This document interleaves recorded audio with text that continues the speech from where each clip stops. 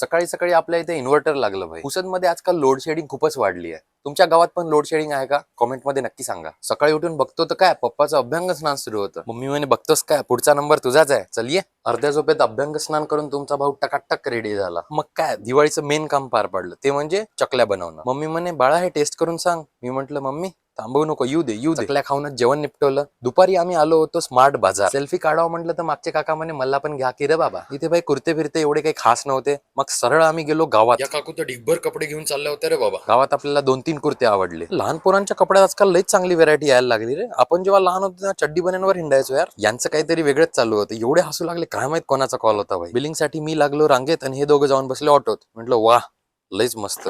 घरी आल्यावर मम्मी म्हणे मी तुमच्या जेवणाची तयारी करते, तुम्ही जाऊन या कुठेतरी बाहेर. मी आणि पप्पा निघालो खांडीवर. तर खांडी म्हणजे आमचं देवस्थान. मस्त निसर्गरम्य जागेत वसलेल्या या देवस्थानावर खूप शांतता असते. सगळ्यात आधी आत येऊन देवाचं दर्शन केलं. देवाला म्हटलं डेली व्लॉग करायची शक्ती दे रे बाबा. बाहेर मस्त मी आणि पप्पा येऊन बसलो तर पप्पा त्यांच्या जुन्या गोष्टी सांगत होते. मंदिराच्या बाजूलाच एक सुंदर नदी आहे, पण त्या नदीची अवस्था खूपच घाण झाली आहे सध्या. काही वर्षाआधी मोठा पूर आला होता तेव्हा ही भिंत पूर्ण डुबली होती पाण्यात. तर हा मित्रांनो कापूस. आमच्या भागात कापूस आणि सोयाबीनची शेती जास्त केली जाते. तेवढ्यात बघितलं तर हा टिंगू मस्त घसरगुंडी खेळत होता. मी म्हटलं मैं भी करेगा बट हा वजन लईच वाढलं भाई. घसरगुंडी पण होईना झाली. हे झाड होतं, याच्या सगळ्या पारंब्या आल्या जमिनीत गेल्या आणि हे जे आहे पूर्ण पारंब्याचं झाड बनलंय आणि मूळ झाड हे आहे. बाप रे बाप. चला मी आता करतो रेस्ट, बाकी तुम्ही चिल मारून फॉलो करून घ्या. हॅप्पी दिवाळी सगळ्यांना.